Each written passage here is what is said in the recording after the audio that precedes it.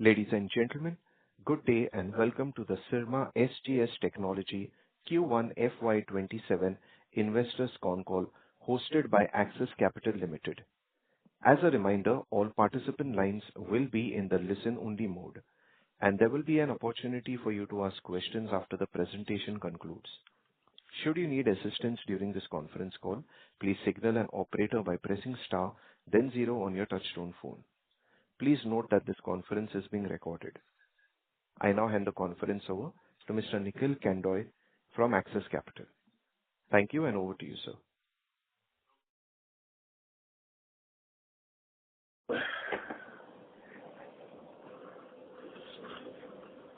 Nikhil, sir, please go ahead.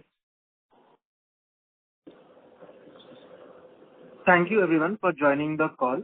We are hosting Syrma SGS Q1FY27 con call. I'll hand over the floor to Nikhil Gupta for their opening remarks. Thank you for the opportunity, Syrma management. Thank you, Nikhil. A very good morning to all of you. On behalf of Syrma SGS family, we welcome you all to the Syrma SGS Q1 and fiscal year 2027 earnings call. We have with us today Mr. J.S. Gujral, Managing Director, Mr. Jayesh Doshi, Whole-Time Director, Mr. Jaideep Singh Brar, Chief Executive Officer, and Mr. Vijay Agrawal, Chief Financial Officer, Syrma SGS, to discuss the performance of the company during the first quarter and fiscal year 2027, followed by detailed question and answer sessions. Kindly note, during the call, certain statements that will be made are forward-looking, which involve several risks, uncertainties, assumptions, and other factors that can cause results to differ materially from those in such forward-looking statements.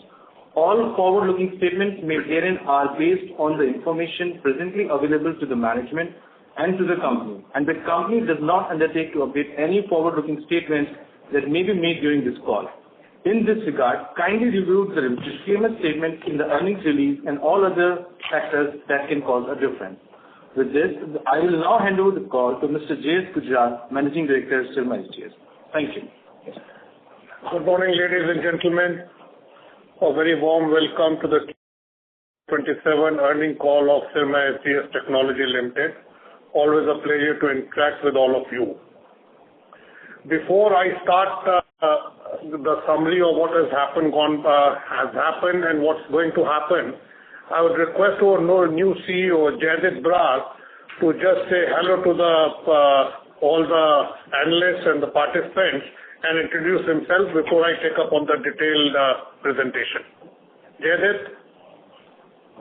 Thank you, Mr. Gujral. Good morning, all analysts, and I'm delighted to be here. I joined Syrma SGS on 29th of June. I have spent 24 years at McKinsey, and then I spent 2 years after that in various roles in the automotive and the energy industry. I'm very excited about the opportunities and the potential of Syrma SGS, and I'm looking forward to my journey here. Thank you. Okay.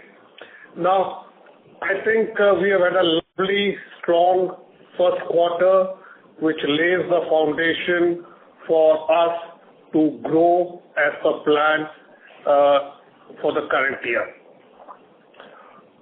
This quarter, despite the turbulences of the geopolitical problems which are having in the Middle East, which translated into supply chain constraints, we were able to register a very robust growth on all parameters, whether it was the top line, EBITDA, PBT, PAT, which grew by more than 100%. Those figures are available with everyone. I'll not delve on that in detail. I'll highlight two qualitative factors in this quarter. The first one is the continued buoyancy in the exports. Exports last year grew by 40%. This first quarter, they have grown by 61%. Now, this positions us well to further integrate to the global supply chain market.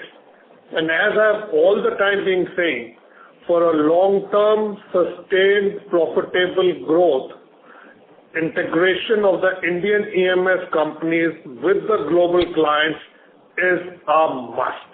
And I think the efforts which our teams have put in the past 2 years have shown results last year and are showing even superior results this year. So going forward, I believe exports would continue to be one of the mainstays for our growth and profitability.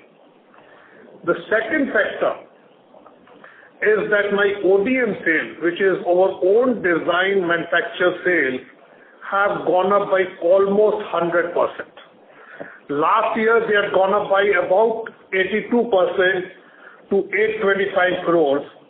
And this year, in first quarter, they have gone up, they have been 270 crores versus 125 crores last year. So these two sort of pillars for the growth, when they are registering a very high growth trajectory, augurs well for us to deliver superior performances in the coming quarters. There has been a secular growth in almost all the verticals. I personally don't foresee demand side to be a constraint in the coming quarters. I think demand from across verticals is robust. Our medical vertical, medtech vertical is doing very well and has started picking up. Defense vertical early, but going forward in the coming quarters, it will scale up. What is worrying not from a micro level Syrma SGS perspective, but from an industry level, is the supply chain constraint. While demand remains bullish, supply chain is a cause of concern because of the geopolitical situation, supply of some specialty chemicals which go into the PCB making, lead time of components going up. So what we are focused on in Syrma SGS is to ensure that our customers don't suffer because of these supply chain constraints. We have formed a war room in the company to look at this, and every customer, every component shortage is being sort of minutely monitored at the senior most level. We have also taken a conscious call that we will not treat inventory as a working capital, at least for the next quarter or two. Inventory will be treated as a strategic asset, strategic investment. So I personally believe across the industry, we will see a tad increase in the inventory levels in terms of number of days till the situation normalizes. I expect maybe 6 months down the line, when we talk to the manufacturers and distributors, they say by end of calendar 26, situation should be back to normal. So in the next 6, 8 months, 5 months, we should all be sort of aware that the inventory levels across the industry would be going up. Our projects which we have undertaken, the PCB project is on track. Building is almost 65-70% complete. Equipment will be received from October onwards, and we are on schedule to power on the equipment in the quarter of January-March, take out samples, and the process of approval from the client starts. Overall, I think we are well on track of not only achieving what we had guided, but exceeding that achievement. With this, I hand over to Vijay Agarwal to delve on the final detailed financial numbers. Thank you, Mr. Bira. Good morning, everyone, and thank you for joining us for this quarterly earnings call. I hope you have a good chance to review our quarterly results and investor presentation. I briefly walk you through our operating and the financial performance, and thereafter we can move to the Q&A session.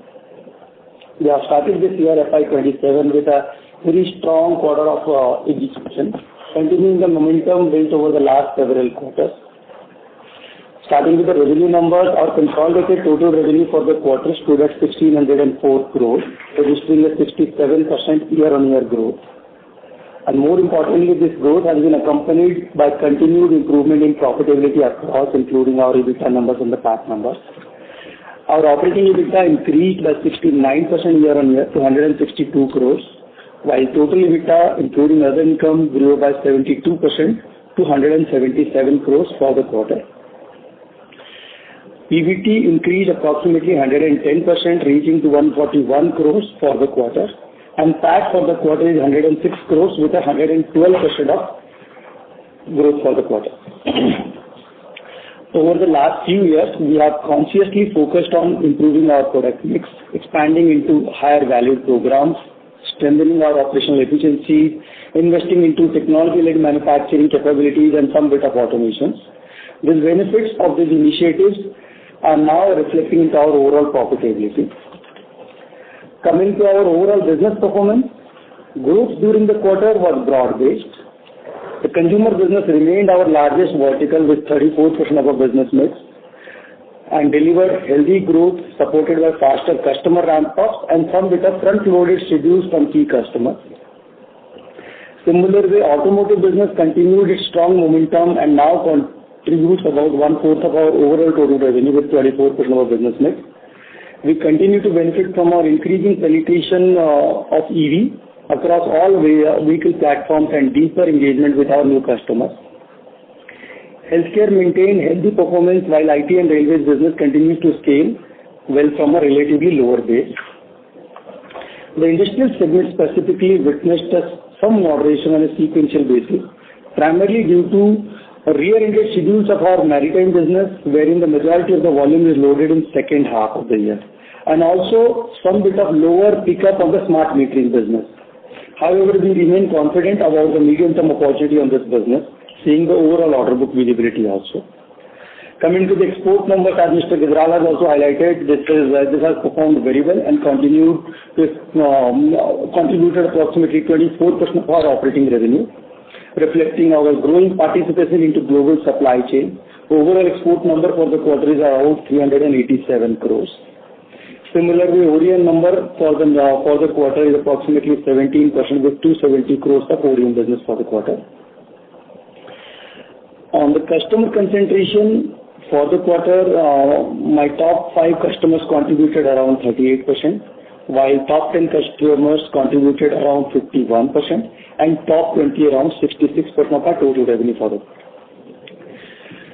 Coming to our order book visibility, as on June end, we have approximately 6770 crores of overall total order book visibility, of which if we give the breakup by each vertical, automotive is around 29%, consumer is around 30%, industrial segment is approximately 24%, healthcare is around 7%, which includes medtech business also, and IT and railways together about 9% of our total overall order book visibility.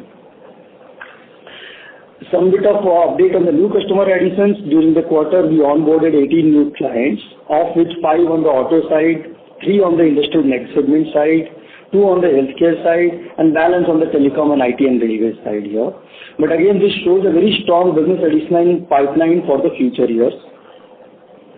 We remain confident that as volume grows and continue to scale and newer programs mature, our overall operational efficiencies will continue to improve overall over the medium term.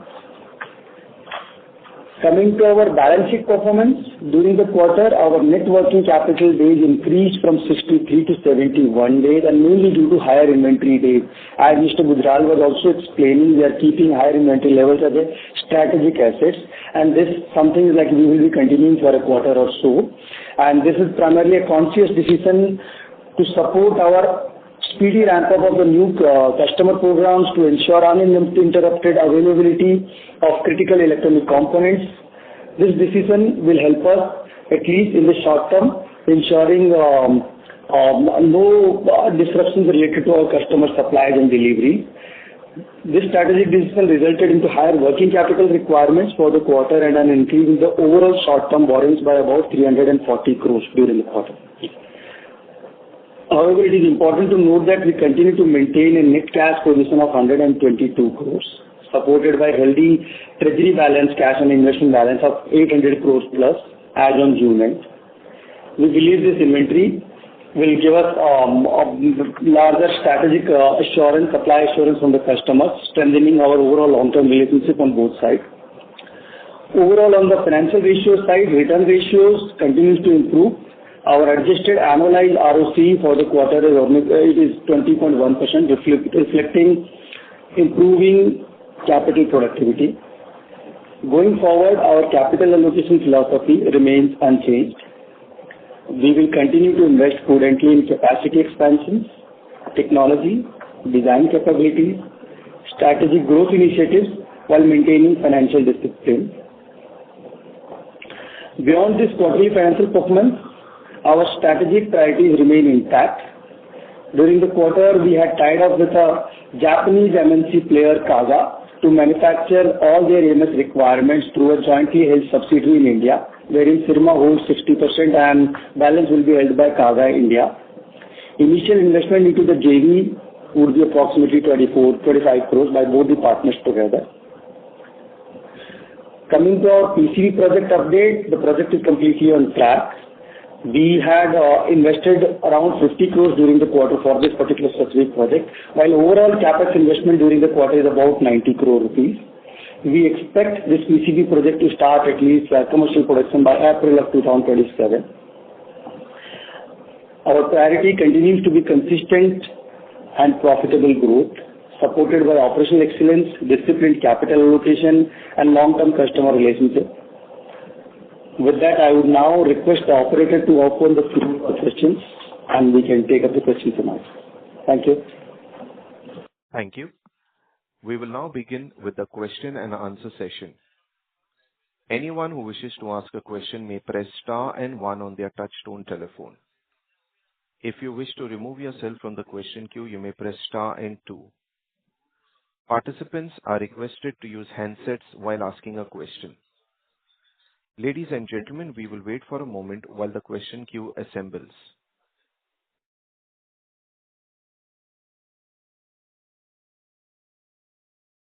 The first question comes from the line of Aniruddh Joshi with ICICI Securities.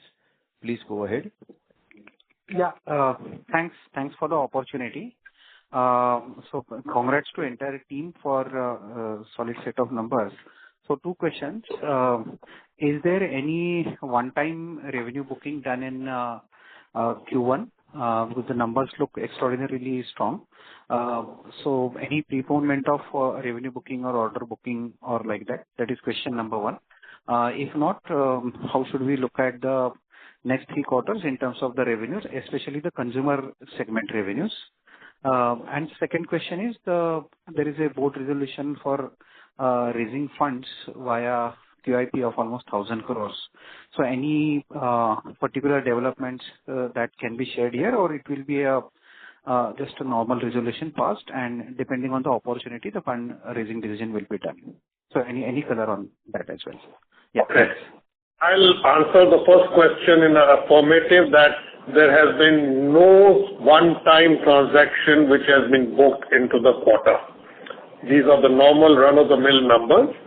The performance has been better because our high-margin profit business, exports and ODM have gone up, while consumer also has gone up by about from 30-odd% to 34%. But the effect has been sort of greatly absorbed by the increase in my exports and ODM numbers. So these are normal accounting these are numbers which are based on the standard accounting policies, and no one-time expense has been charged or one-time income has been bought. So I should be making that very clear on that. Vijay, would you like to add something on that? Yes, so there is no abnormal one-time kind of a revenue there. Now coming to your question on QIP, very clearly this is every year we take this QIP resolution from the AGM. This is something as an enabling resolution we take up so that in future if we get a good investment opportunity, we should be ready with the funding kind of a pipeline available with us, and that's how this is a QIP resolution we are taking, while there is no immediate need for going down kind of a. Just to add on to the 2 points which Vijay has raised on the QIP, I think it's an enabling resolution. The sector is seeing such positive tailwinds that you have to be so-called, you have to have a war chest ready for any emerging opportunity which may come. And the opportunities are immense, whether it's in the semicon business, whether it's in the normal thing. So it's just an enabling resolution. On the second part of your first question, going forward, we believe that we are on track to not only achieve what we have guided, but we exceed that. By how much percentage, I think let one quarter more go by and we can all have more clarity. And this is because of the supply side constraints, not from the demand side issues. End of the year, I think we would broadly be within the parameters of the industry-wise verticals what we have been guiding. We have all the time been maintaining that we don't view numbers from a quarterly lens. In fact, when we are building an institution, the numbers have to be viewed from a multi-year trajectory thing and not even annual. But for the analysts and all that, we do believe in annual numbers. But for institutional building, I think we have to see where we started from, where we have reached and where we want to go. And is that trajectory being achieved or not? And I'm very happy to say that whatever we had set out and whatever we have been sharing with the street, we have gone in a very structured, measured way to achieve the numbers and the objectives. Thank you. Sure, sir. Sir, just one clarification. Now memory prices are, so we are doing prudent inventory. So, but generally the memory prices will be a pass-through. So, it will not have any impact on even the percentage margin. I mean, absolute margin per unit, it may not have any impact, but it will not have impact on absolute percentages also. It will be a complete pass-through. Is that correct? Yeah. Even if it's a complete pass-through, as an example, if my chip is 60 rupees and I'm selling it at 100 rupees, I'm just taking one example. Okay. So it's a 60% gross material margin, 40% gross material margin. The chip goes from 60 to 100. I sell it at 140 to the customer. 140 is not 40%. So while the absolute figures will remain intact, broadly, the percentage margins would undergo a change because you don't get a markup, you don't get a value add on the increased cost of a chip or a memory. Oh, okay. So the percentage margin may see a slight correction. Yeah. Again, I don't get a value add on the price increase. I would love to have it, but I don't get it. No one gives a value add just because your price has gone up. Your other costs have not gone up. Okay. Sure, sir. This is well understood. And no impact on the absolute numbers. No impact on the absolute numbers. Okay. Sure, sir. Understood, sir. Many thanks. Participants, in the interest of time and fairness to others, please restrict yourselves to one question. For any more questions, you may rejoin the queue.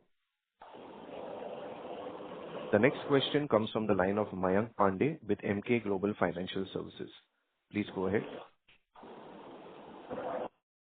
Hi, sir. Thank you for the opportunity and congratulations on a good set of numbers. Sir, I have two questions. Question number one is on the consumer business. Could you just help us understand how, because in the past quarters you've guided that this business will try to keep at, let's say, 30% of total revenues. Could you just help us understand how we should look at it going forward in terms of what businesses or what product lines sort of we are targeting and how the growth can come or how we will limit the growth in that sense, in that segment? That is question one. And my second question is on the PCBM project, the manufacturing project for PCB. Do we expect to have to raise funds for any part of our PCBM project, phase 1, phase 2, both combined, whether now or in the future, or do we expect it to be fully funded through internal accruals? Those are my two questions. Thank you. Okay. On the composition of the sales, I think we are very confident that we'll be maintaining the trajectory of consumer being at about 30% of my total sales. As we have all the time been reiterating quarter on quarter, there would be aberrations. There's never a secular growth in every vertical, every quarter. Each industry has its own profile. But on an annualized basis, we still stick that our consumer business would be around 30-odd% of the total revenue. That's question number one. On the PCB project, I personally don't see any constraint in terms of requiring additional funds. Our first phase of the project is on track. We should be powering on the equipment in January to March. And once we start the production, we'll be filing the claim with the government for the subsidy. And the second phase and the third phase of the equipment of the project will only start towards the end of 27, early 28. So I think the project is well funded, and I'll request Vijay to throw more detailed light on this. So just to add on here, the first initial phase is like we are incurring around 400 crore, which cost is about 100 and 130 crore is already funded so far, and the balance will be funding during this particular year. And again, a 50% debt is what we will be taking for this thing, 50 to 60%. But most importantly, when we grow further, like the next year, when we try to fund another 400 crore rupees, a majority of that can also come through the government incentives also. So there is a government capex incentive which is also available as a funding source here. 50% capex incentive is available for this project. So we will be funding through internal accruals, capex subsidies from the government, and from the debt. We already have a 800 crore plus kind of a treasury balance, which will be sufficient for all these phases of this particular project. Plus, yes, obviously, going forward, the internal accruals will keep on adding for this thing. Thank you. The next question comes from the line of Bhavik Mehta with JP Morgan. Please go ahead. Hi, thank you. Just one question on this multi-layer PCB. What kind of asset turns we can expect in the first year of operations when it starts in April next year? And what kind of EBITDA margins we can expect in the first year, X of ECMS benefits, and also if there's some color in terms of how much ECMS benefits we can get on the margins? So normally, asset turn varies around 1.5x. But initially, in the very first year, as you are checking, the capacity utilization can be lower around 40 to 50%. So it can be lower in the year one, and thereafter it can gradually move towards maybe 80% plus kind of a capacity utilization, which will be around 1.5x of asset turn. Normally, with the full complete ramp-up volume, one can expect X of any PLI incentive, the EBITDA is in the range of 15 to 18%. But initially, when the capacity utilizations are lower, EBITDA can also be lower, around 10 or maybe less than 10% also. And just to add what Vijay said of 1 to 1.5x asset turnover, that is on the gross basis. That's not accounting for the subsidies. Thank you. The next question comes from the line of Keyur Pandya with ICICI Prudential Life Insurance. Please go ahead. Thank you. Sir, just one question on the revenue side. So for since quarter 3, our order book is around 60. So it was 6,400 crore. Today it is around 6,700 crores. So this similar sequential order book, should we assume current revenue run rate to continue, or we should expect acceleration from here as well? First question on that. And second, on the profitability side, so this quarter your share of consumer is lower versus last year. Just on the composition side, so consumer segment share is much higher versus last quarter, and despite that our margin is around 10% plus. So should we assume that this is the bottom range of the margin we should assume even with this kind of mix where consumer is more than 34%? So on the margin front, I think what we have guided 10.5 to 11, we maintain that we will be delivering that margin profile for the full year. So I have no sort of concerns on that. On the order intake, what you are saying, I think it's a logical thing, and we have seen an uptake in the order book from quarter on quarter. For example, I think in Q1 of last year, our order book was around 5,400, and today it is 6,700 plus 6,770. So it obviously means that quarterly intake of orders is increasing. I think my quarter order book as on the end of March was 6,400. I have executed 1,600, and I've got an order book of 6,770. So it means the order intake in 1 year, 1 quarter of about 1,800 crores, 1,781 crores. So I think as we scale up, obviously if we have to do higher revenues in the coming years and quarters and years, the quarterly intake of orders should also show a rise. Just to add in here, considering order book and the visibility here, that's how we are guiding that 35% plus kind of a revenue growth for the full year is what we are guiding. Yes, quarter-on-quarter there is a higher intake is what we are seeing here right now. And coming to the EBITDA percentage, when we compare the business mix versus last quarter, consumer segment was lower, and that is where we have seen 11%, 11.3% kind of operating EBITDA margin for the last quarter. But this quarter it is 10.1%. That's primarily because there is a higher consumer mix into this business. But again, having said that, this consumer is not evenly distributed across 4 quarters, so we may see some kind of a seasonality here, so that overall full year number can be in the range of 30 to 32%. But this quarter it was 34, some other quarter it can be lower also that way.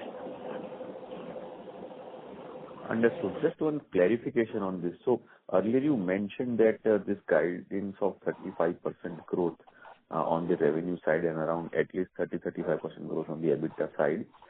You mentioned that you would upgrade it later, but you think you will need to upgrade the guidance. That is what you mentioned earlier? So what we said was that one, we are very confident of achieving the not only achieving the guidance numbers both on revenues EBITDA, but based on the strong performance of the first quarter, we should exceed that guidance. Understood. So that's the statement we make. We should exceed that guidance based on the first quarter performance. Understood.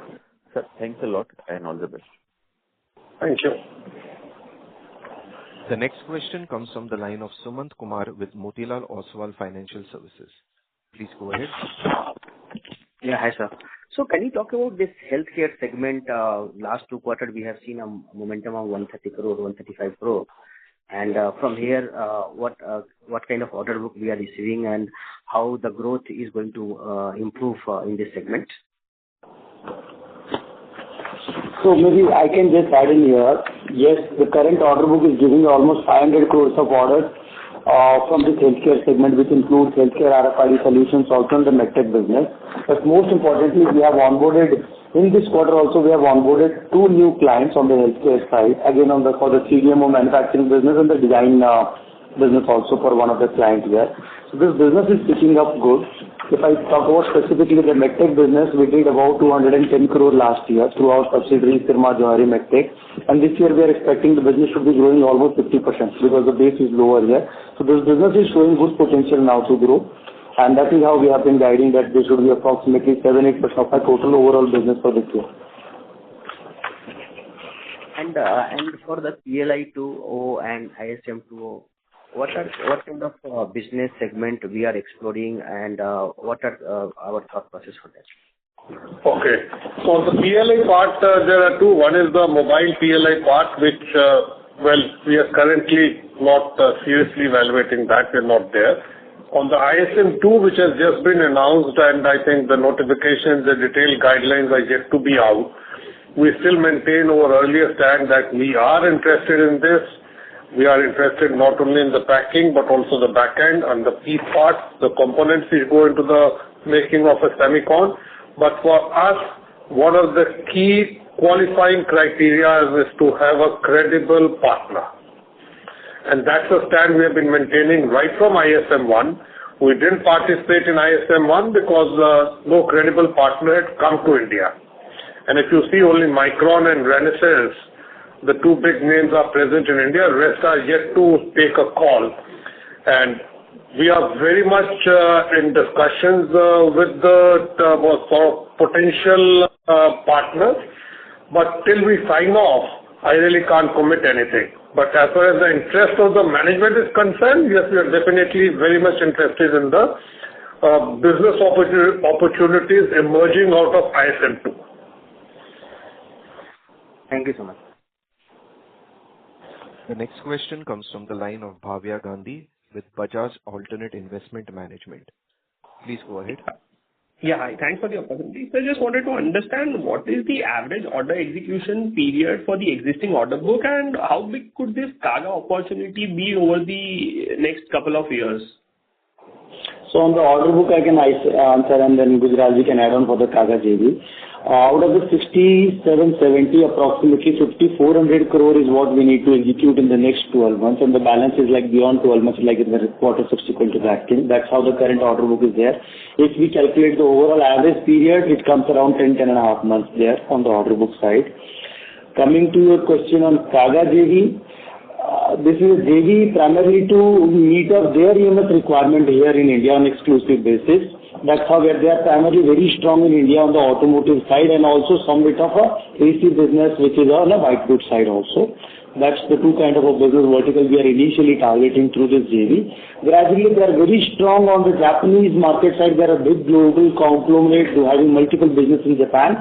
So going forward, in future, we may also target supplying or exporting to the Japanese need also. Yeah, just to add on to what Vijay said, I think this is a strategic tie-up with long-term positive implications. It gives us a foot into the Japanese business ecosystem.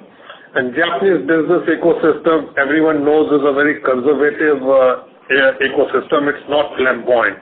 So having a partner in Kaga gives us that entry-level point into the Japanese market.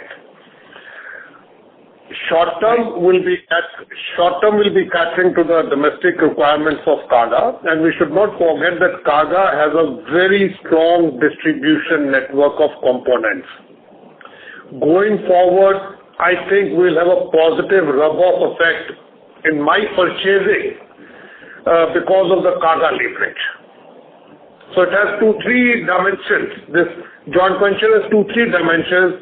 Domestic supply to Japanese customer, a foot into the door of the Japanese ecosystem, and the distribution of components, taking benefit of that in our material procurements.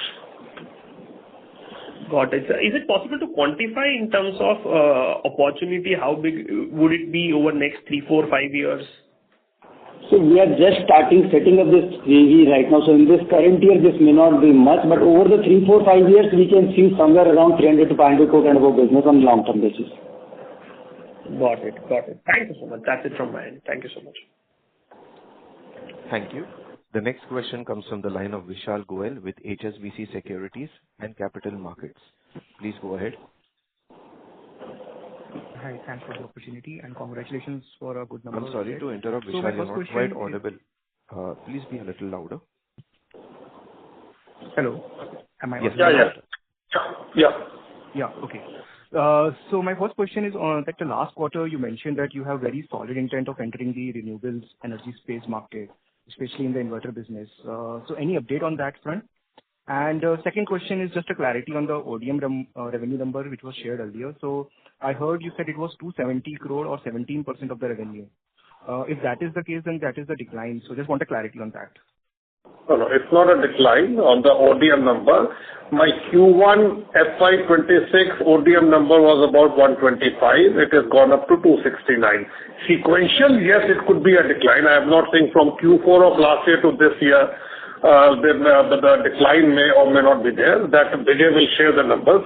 Q4 of last year it was 345. Sequentially it is a decline, but a year-on-year basis there is a more than 100%. Because all the maritime, defense, the communication business and medtech business are rear-end loaded. So we are very confident of scaling up this business and have a positive growth in the current year. So there is no doubt on that.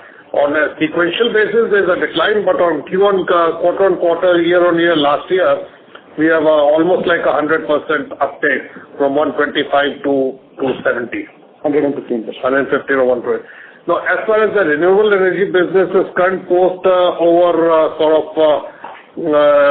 decoupling of the K-Solar deal, we are in touch and in negotiation with potential partners.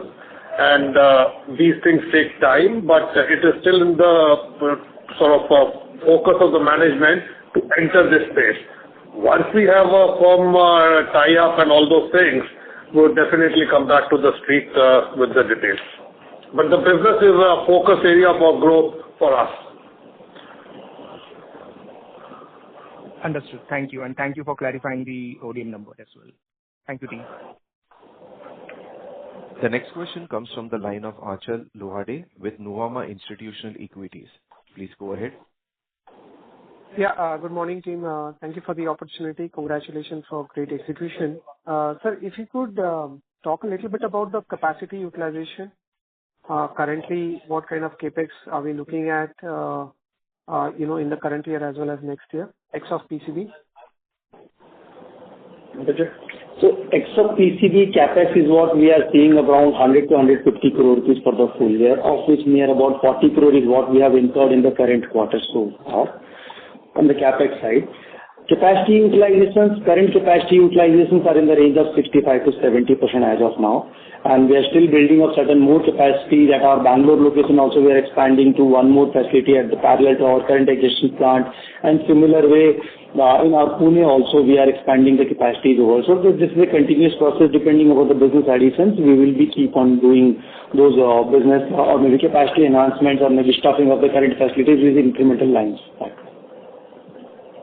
Got it. Just add on last point here. We are setting up one additional capacities for our medtech business, specifically in Jodhpur. So there also we are expanding the capacity with the additional plastic injection molding capacity and the SMT lines over there, keeping in mind the additional incremental new medtech businesses which we are getting now. Yeah, so in the medtech business in Jodhpur, we are expanding more capacity and capability. We are entering into medical grade plastics and new sort of lines into the medtech business, hence the expenditure is being incurred. So I think this will give us a good growth opportunity in the coming years, 27, 28 onwards. Got it. Just a clarification on your earlier comment in terms of the percentage margin. Can you help us understand in terms of the price inflation of your components, how large would that be on a blended basis, so just a ballpark, and what kind of bits impact we have already seen in 1Q because of that?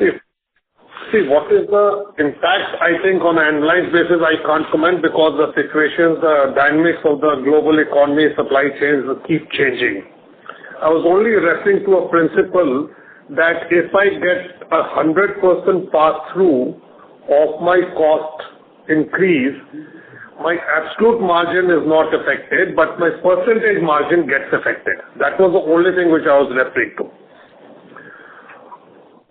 Yes, I understand, and that's why this question, sir. The reason I'm But it's very tough to say that what it would be for the full year as my economies, the supply chains are still evolving. Where does the dollar go? I don't know. What will be the semiconductor shortage? I don't know. But I know there will be a shortage. So what impact it will have on the supply chain, because all the demand of semiconductors is being consumed by the AI center. Now, of late, there has been a sort of slowdown, sort of a general perception that the AI may not be that good or bad. So if that happens, the supply chain constraints ease. So I really cannot comment today, but generally we believe that the pressure of supply chain will continue, and whenever there is a pressure, it has a direct implication on the cost. But just to add on there, whatever guidance we are giving, 10.5 to 11% of a margin, that factors all these kind of initiatives together, and that's where we are guiding this to be 10.5 to 11% kind of a margin segment in totality for the full year. Got it. I'll take it offline. Thank you so much, sir. The next question comes from the line of Neil Mehta with Equirus Securities. Please go ahead. Yeah, hi, sir. Sir, congratulations on solid set of numbers. Sir, just wanted to know that, sir, you mentioned that we have onboarded 18 new customers. So, from where we can expect this to grow in our financials, sooner? And the second question is that, sir, we have seen sharp, YY growth in auto. So, just wanted to know that it is largely a wallet share driven growth or a new customer driven growth. If you can highlight that. So on the new customers, I think whatever we are onboarding the new customers in this quarter, in this year, it will not have a significant impact on our revenue. These are all work in progress, which will give us a growth in the coming years. The breakup of the customer onboarded, Vijay will share in what vertical, but typically they are in line with the market sort of breakup of the vertical sales. So just to add in here, on the auto side, we have onboarded 5 new clients. Industrial also 3 clients. Healthcare also 2 clients, and the balance on the telecom, IT, and railways. But as Mr. Gujral has said, actually the volume may start out from the next year, and full ramp up may take year after that also, actually. But this new customer additions may have a potential to give me additionally 1,000 crore plus kind of a revenue on a full ramp up basis. And sir, what would be the margin profile of these new customers versus the current margin profile? So there are segmental margin will follow. So if somebody is there in the auto segment related margin will come into that. They will not be completely off the vertical kind of a margin. So depending upon this business, which clients is coming into which vertical, the margins of that vertical would generally follow. Sure, sir. And sir, just last question from my side. If you could share, what would be the geography mix of the current quarter's export revenue? Okay, the export revenue, what we have got is, if I was to take it as a only percentage of the exports, only percentage or as my exports are say 387 crores this quarter. If I was to take the breakup, USA would account for about 22, Europe around 40, and the balance is other countries.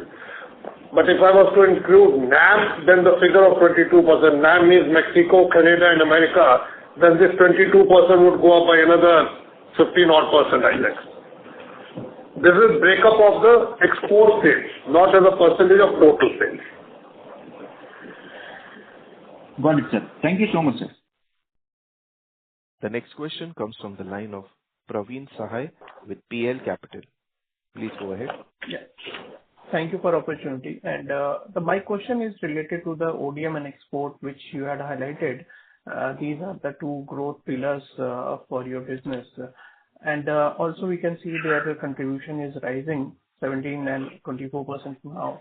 So how you are going to see the contribution of these 2 segments to be in the near term? And how has been the margin profile for these businesses as compared to the domestic ones? So I'll take one by one. Exports. Exports last year we grew by 40%. And that only shows that none of the economies where we were exporting have grown by that we are migrating customers from other geographies into India. The Q1 has been very good. We have grown by almost like 60%.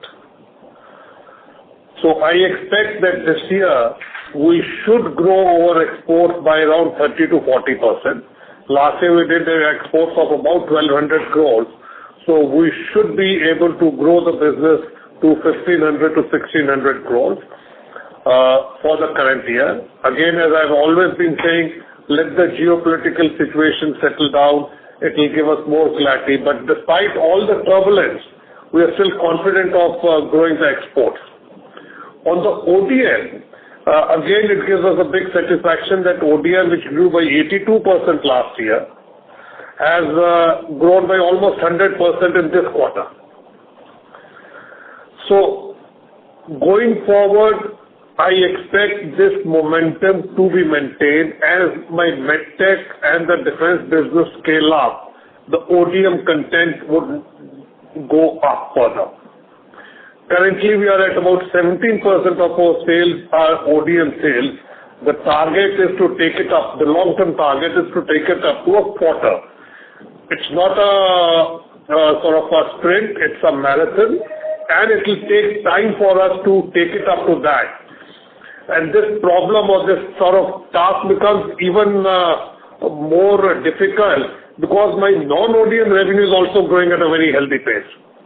So if the pie size is increasing and I want to increase from 17 to 25, that is almost like a 50% growth from, a little less than 50% growth. My ODM has to grow at 50-60% level to be able to reach that 25% target in the next several years. Short term, 17 to 18 to 19 will be the target. And on the margin front, sir, or you can both these segments have superior margin profile.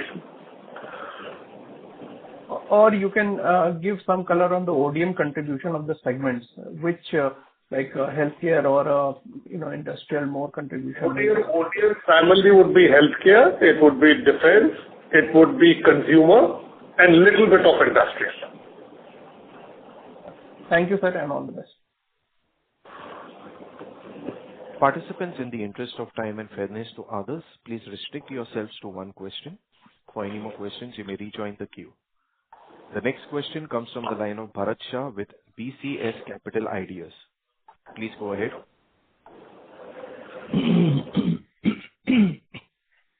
Gujral sir, namaste. I did not really have a question to ask, but I just wanted to state my observation. Over many years that I've seen Syrma, and through many different phases of challenge, and when chips were down, I think the firm has displayed remarkable strategic restraint, strategic intent, and its execution without wavering by the short-term considerations. I remember a period of about 2 years back when things were materially confused as far as the externalities were concerned. And there were a lot of challenges. Quarterly numbers looked like lottery, margins were going haywire, and top line was fluctuating quarter to quarter, but with little clarity as to what it is. But throughout this period, I've observed our strategic intent has remained firm. We have remained steadfast and not succumb to the temptation of any loose picture being given. We have remained scrupulously transparent. So I just wanted to put on record my deep appreciation of the way the firm has evolved. And I also must thank and appreciate Vijay Agarwal, who must have gone through a lot of challenges in managing on a much smaller balance sheet, financial constraints and working capital challenges, and very low ROC with the business faced to contend with the high growth and managing finances. But even he, I think, through this period has remained truly focused on guiding the destiny of the firm. So a deep note of congratulations and appreciation. Thank you, sir. Thank you, sir. I would just like to just follow up to your comments. I would just like to reiterate that what we are in Syrma focused on is in building an institution.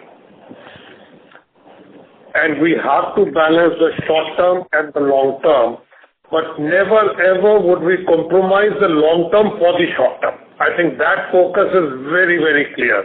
We'll rather absorb the pain, the short-term pain, but will never ever compromise or sacrifice the long-term objectives of the management and the board, which is to build an institution which is truly global in nature,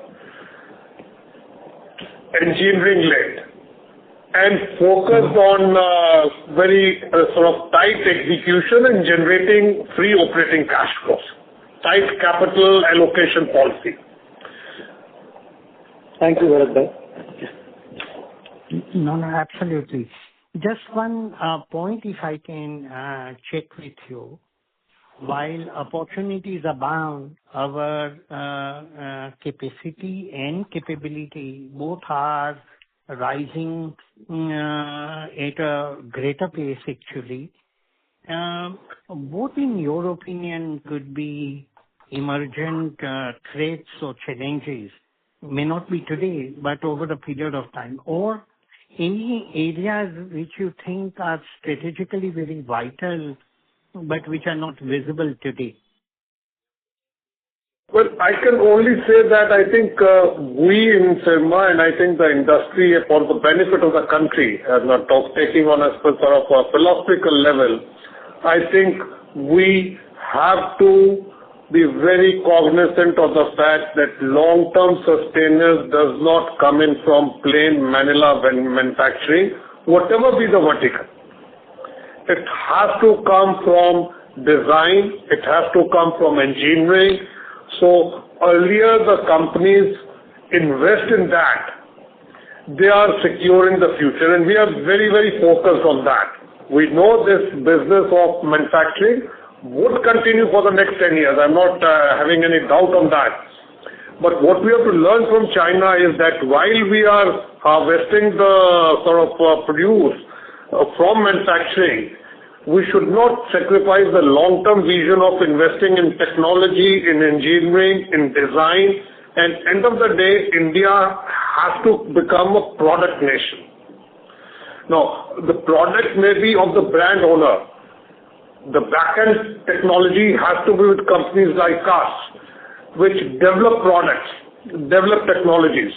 And that is where I think everyone should be focused.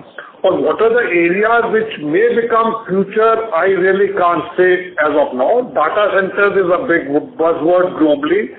Let's see how it pans out. It is opening up big opportunities for manufacturing currently. Long run, I really can't say on that. Semicon is another business where we in India, I think majority of the companies would be focusing on the assembly and the whatever part. Design part is where the cake is, where the cream is, and then the fab. So we have to see how we get into the higher margin profile within the semicon ecosystem. Very correct. Thank you, Gujral sir. My pleasure. The next question comes from the line of Rahul Maheshwari with Ambit Investment Advisors. Please go ahead. Hello. Good morning, sir. Congratulations on a good set of numbers. Two questions. First, while deciding or coming on board with any JV or any partner, what are the top three criteria you look at? What are the top three criteria which the partner looks in you? And second question is, can you give some customer... I'm sorry to interrupt, Rahul. Your voice is breaking. Could you please... Yeah, I lost the last part of your sentence. Can you hear me now better? Yes, better. Yeah. So first question was, while deciding any partner or going with any JV, what are the top three criteria you look into the partner, and the vice versa with the partner looks in you? And second question is, while onboarding any customer, what is the gestation period, and can you give some kind of wallet share gain that is happening in a long period from a last of 3 to 5 years? These are my two questions. Thanks. Okay. On the first part, I think we have always been very clear and communicating with all the people that we enter into joint ventures or we acquire companies in areas where we are not present to fill in the gap of technology, regulatory approval, or maybe market access. So if the joint venture cannot bring any of the three things, then what's the point of entering into a joint venture? So a joint venture will be entered if the partner brings in something which I don't have, which could be technology, which could be access to a particular ecosystem, as we said, the Japanese ecosystem,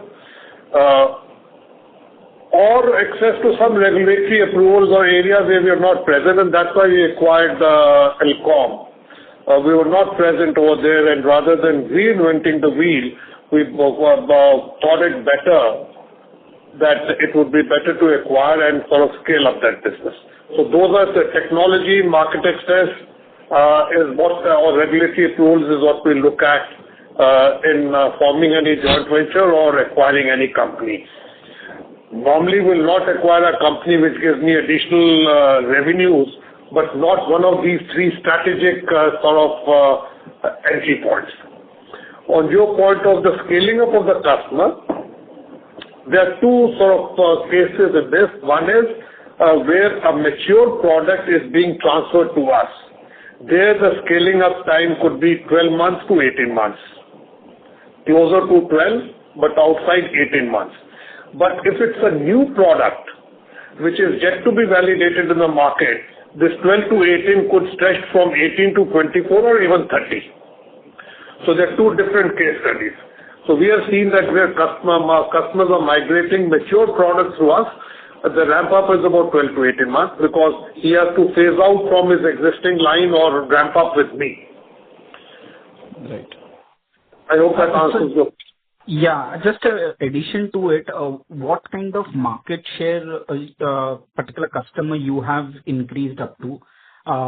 Because he also would be diversifying his entire chain. So can you give some idea on that part, that during the years, what kind of gain you have done in his entire ecosystem? Again, the global customers and the domestic customers. In global customers, when we enter with their supply chain, I think we are a very small, insignificant player when we enter. Because if a company, as I say, I spend $1 billion on electronics and I supply 120 crores or 150 crores, it's what? Not even 2%, 1%. So there it could slowly and steadily go up to 4, 5, 6. But I don't expect with global companies it could go up to 40% in the 5 to 7 years because they are very entrenched line the supply chain. But the volume being so large, even if you have a 2, 3, 4% share, it could be $100 million worth of business or $50 million worth of business. On domestic customers, typically we are either the number 1 or number 2 vendor. Very rarely we will be the number 3rd vendor with my customer. And there the endeavor is always to keep increasing the wallet share, and we have increased the wallet share with the existing domestic customers. If we are 1, we have increased the gap between the 1 and 2, and if we are number 2, we have reduced the gap between us and the number 1. And sir, how much would be domestic customer and global customer mix? See, my exports is about 25%, so 75% is my domestic customer. Cool. Thank you so much, sir. All best wishes. Thanks.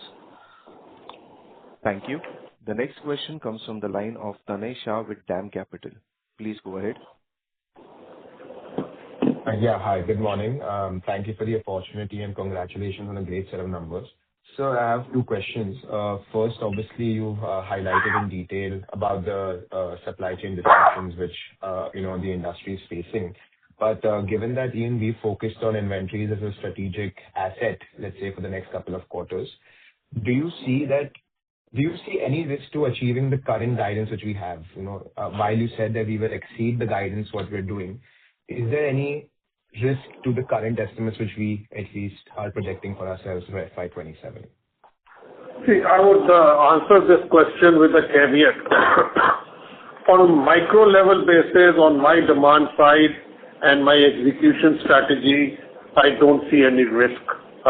It is a tough challenge. I'm not saying it's a cakewalk. It will be a tough walk, but we would achieve what we have guided or exceed what we have guided.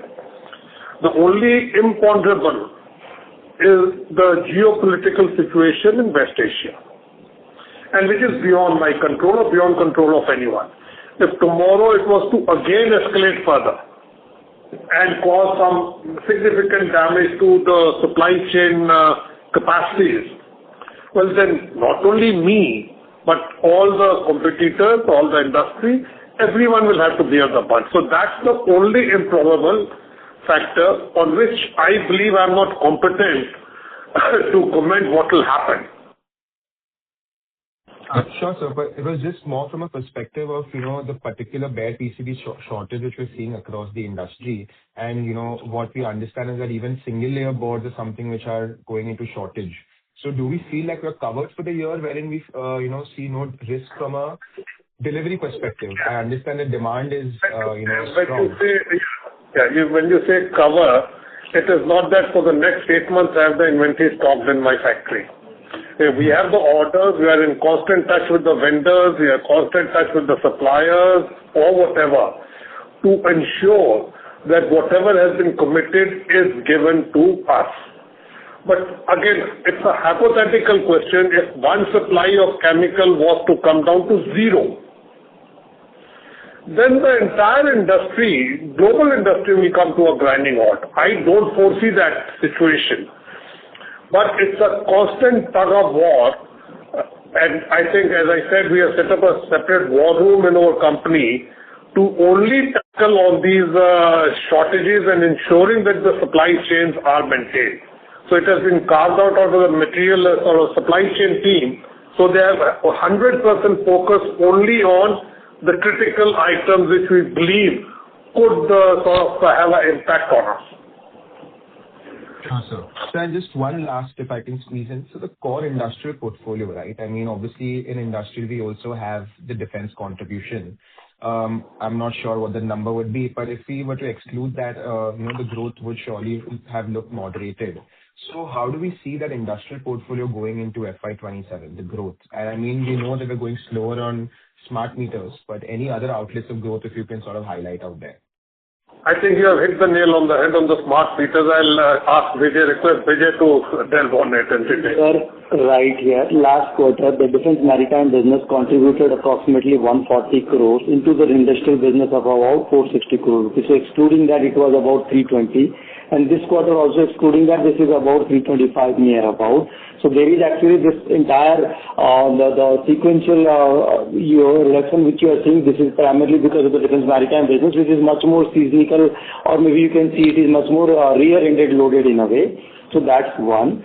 And but again, in totality, industrial business is growing with a very decent pace. A lot of new businesses like we have been adding into this particular vertical, specifically this fuel injection system and maybe the other utility metering business that is also growing. Only this Indian smart metering business, which is also the uptake there, is slightly lower in last 2 quarters, and we are also deliberately keeping a watch on it to keep our working capital under control there. So that's how this particular vertical is growing. Perfect, sir. Got that. Thank you so much for answering my questions and wishing you all the best. Thank you. The next question comes from the line of Santosh Sheshadri with Avendus Spark. Please go ahead. Thanks for taking up my question, and congratulations for solid numbers. So my first question is on the divisional growth outlook over the next couple of years. You have been mentioning that the company as a whole could grow at 30-35%, and you're already exceeding that.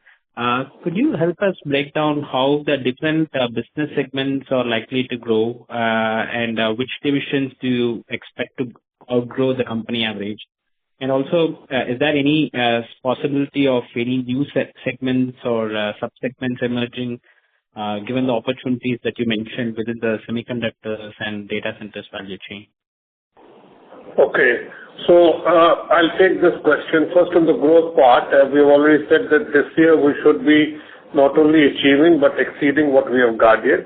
So it is 35% plus growth rate for the current year. And we maintain that for the coming years, that is 27, 28, 28, 29, at least for the next 2 to 3 years, we would be able to grow at this percentage going forward on a higher base. So the business, the clients which we are onboarding, I think they have a tremendous potential of maintaining this momentum of the growth, if not increasing it further. I think you must appreciate, everyone must appreciate that the global clients, when we onboard, they take 2 years to start giving decent figures, and it's only in the 3rd year that the real growth happens. So whatever export growth we are witnessing today is the effort of the clients which we had onboarded in 23, 24, 24, 25, and 25, 26. The clients which have onboarded in 25, 26, they may contribute something in this year, but the real contribution will come in 27, 28. And we have onboarded several global clients which have a big potential of giving revenue. And these are spread across automotive, industrial, medtech, export. Domestically, automotive remains to be the cornerstone for growth, led by the EV. EV is seeing a surge because of the fuel price increase. All the figures are in public domain. The way the EV industry, vehicle industry is growing, and we are well integrated into that system with the electronics on the vehicle and the charging infrastructure. We have also growing significantly in the coming years. This year it may not be very big into the ecosystem of the data centers, which would be the power management and the cooling systems for the data centers. We are beefing up our Bangalore facility and dedicating certain areas to cater to this business. Early days, but we are very confident that this will scale up significantly in the coming years. Vijay, if you would like to add anything. So broadly, we are there. Thank you very much, sir. And just to clarify, so do you, just to double check here, we are expecting the growth rate to continue at about 30%, or did you mention that there is a high base effect where the growth could moderate? No, what I said was that current year we are achieving what we have guided, rather exceeding what we have guided. Going forward, we are very confident that at least for the next 3 to 5 years, 5 years is a very far away figure, but for 27, 28, 29, and maybe thereafter, we are on track to achieve 30 to 35% growth rate. So what I said was the global customers which we have onboarded have a potential of further giving a bit or sort of a uptick to this growth rate. Early days, so I can't commit a figure to it, but they're giants. They buy billions worth of electronics, so they have the potential for us to grow at even a faster clip. But I can't comment and commit today because we are yet to start series supplies to them and all those things. And the geopolitical situations, how they pan out in the coming years. But the trend today is that people are looking at diversifying the electronic supply chains, and India is one of the preferred destinations. Thank you very much, sir. Just to follow up on that, on the exports, you mentioned that the momentum is very strong. So is it concentrated in any few verticals like industrials or medtech, or are you seeing a broad-based traction here? And what is, beyond the supply chain shift away from China, what is driving specifically this for Syrma? Is it, largely existing global customers giving wallet share gains, or is it like a significant new addition on the export front? See, on the export front, currently the composition is broadly between industrial and medtech. Broadly, little bit in RFID, which goes into different applications, and little bit in auto. We crossed the 120 crore mark in auto exports last year. Some of the new clients which we have onboarded belong to the automotive sector. So going forward, I believe automotive sector, alphabetically, industrial and medtech, IT also, would be the driver for the export growth. That's very clear. Thank you very much, sir, and all the best for your future execution. Thank you. The next question comes from the line of Archit Shah with 361 Capital. Please go ahead. Thank you for the opportunity and congratulations on a good set of numbers. So my first question was that your presentation mentioned that your net working capital and your working capital loan increased because you have some early ramp ups in some customers. So is that built in our growth, like the confidence that you are seeing of increasing your growth from 35%? Does that also include that, or is it just first quarter performance that gives you confidence so that can be more growth achievable on early ramp up? Borrowing increased primarily because of a higher working capital investments and mainly led by higher inventory carrying right now in this quarter because of certain supply chain constraints and also faster ramp up of the customers. On the faster ramp up side, this is primarily on the consumer segment. That's where we are seeing a higher consumer segment mix in this quarter and higher volume mix for that particular vertical here.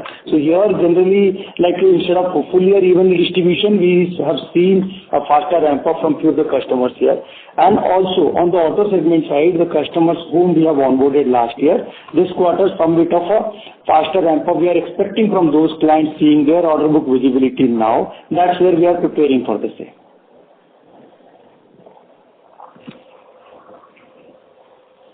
I hope that answers your question. Yeah. Sorry, just a second question, sir. Where are we on defense segment right now? What could it be of overall contribution in next this year and next 2 years? Like, how can the ramp up look like? Are we also getting new customers on our own on board, or we are only relying on customers that with that Elcom has? So on the defense vertical, I think it's early days. It's just been 6 months since we have acquired that company, majority stake. We are very confident that going forward, this sector, defense portfolio would continue to give 25% growth rate.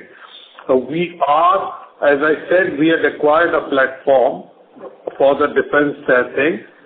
We are in dialogue or search for beefing up the portfolio in this company. So we would not, in the coming 3 to 5 years, will not rely on only on the existing offerings of Elcom. We would definitely be adding more technologies or offerings to the menu, and so that we can cater to a broader spectrum of customers. Early days today, I think let's wait for 6 to 9 months to have a better grip over what all we'll be doing in the defense. Short term will be growing on the portfolio of Elcom, but we'll be definitely adding more products and services or offerings to this menu. Okay. And so just one last question on this current quarter's growth in auto and also 100% in healthcare and 68 consumer. Within that, is there any particular customer we have increased wallet share, or is it just early ramp up in consumer? And also, which product might have seen larger growth, like say in auto, is it at EV we are making more inroads, and then consumer it is at BLDC motors or anything that we are making more inroads, any such thing? So I'll just broadly answer and that Vijay can take the details. Automotive, I think we are seeing a big traction in the EV, and the growth has come from expansion of business from the existing customers, plus adding a few customers which will significantly grow in the coming quarters. They may not have added too much to this. One major growth area in the automotive is charging. You classify it as automotive? Yeah, automotive charging. That business has seen an uptick compared to the last year. So very bullish on the automotive sector, and with the addition of a global customer, not in this year but in the next year, we expect that this sector would continue to see this strong traction. On the consumer, Vijay, I think you have the details. So automotive, yes, EV is growing faster. So that's where we see a lot of new customer onboarding also and the business growth also together. Consumer, again, our telecom business is growing in this quarter. This has shown up maybe faster, I would say maybe early kind of schedules here in this quarter. Apart from that consumer business, our ODM business also has grown into the consumer segment here, which is a more of a water purification business. That has also shown a good traction into this quarter. Similarly, on the MedTech side, apart from that, on the healthcare side, apart from that MedTech business, this quarter, our RFID solution business going for MedTech end user, healthcare end use, has also grown significantly. And on the industrial segment side, I have updated the smart metering business is slightly lower in this quarter, but power supplies are good. And defense is also maybe subdued in this quarter. Most importantly, IT sector business is also growing at a very faster pace. There are a lot of IT assembly businesses what we are currently doing. We are also targeting to do the domestic motherboard manufacturing also gradually there. We also have a CDAC approval in our favor, which helps us, or maybe which basis which we are eligible to design and manufacture server motherboards also, which we are already in process of working with few select clients on. Thank you. Ladies and gentlemen, we will take that as the last question for today. I would now like to hand the conference over to Mr. J.S. Gujral, Managing Director, Syrma SGS, for the closing remarks. Thank you, and I think Q1 has laid the foundation for a sustained growth in the coming quarters and the coming years. And as we have all the time been saying that we are very focused on execution, and I think that has started paying results and we should be reaping even better benefits in the coming quarters and the years. As I said, the management is very, very focused on building our institution and having a long-term objective. We have our internal plan for the next 5 years, where we want to be, what we want to be.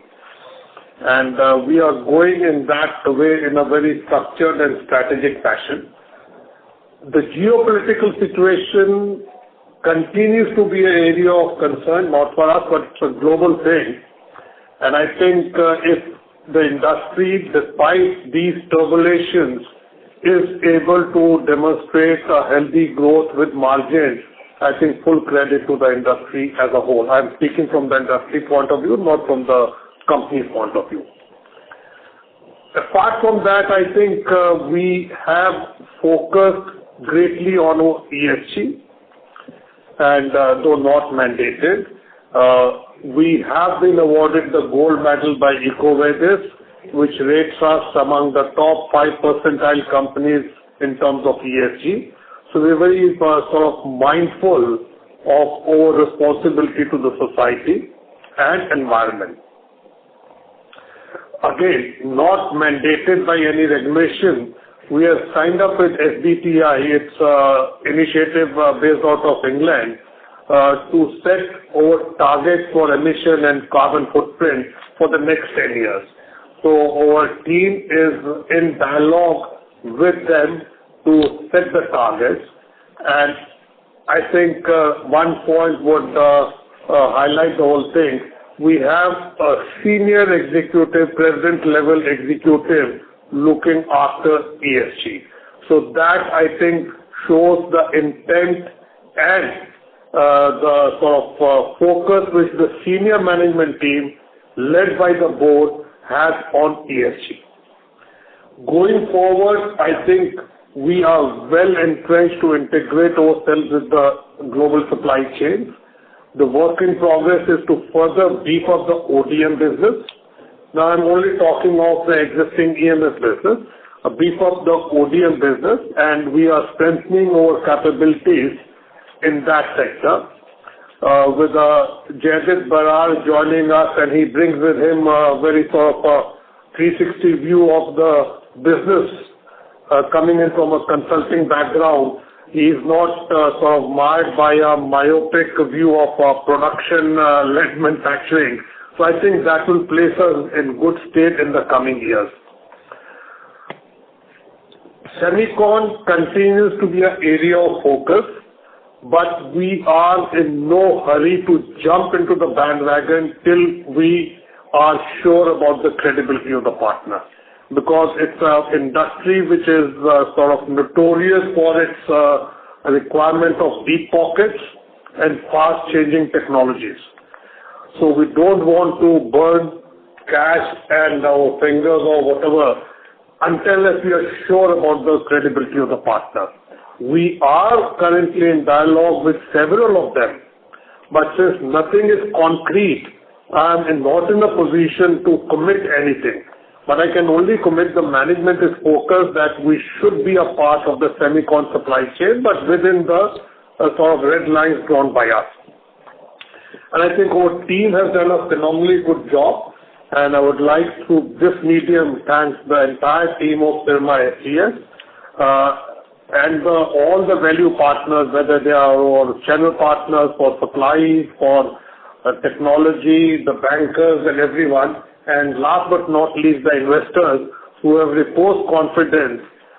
We had a tough couple of years in the beginning, but I think the worst is behind us, and we are well on track to be one of the recognized Indian global EMS companies.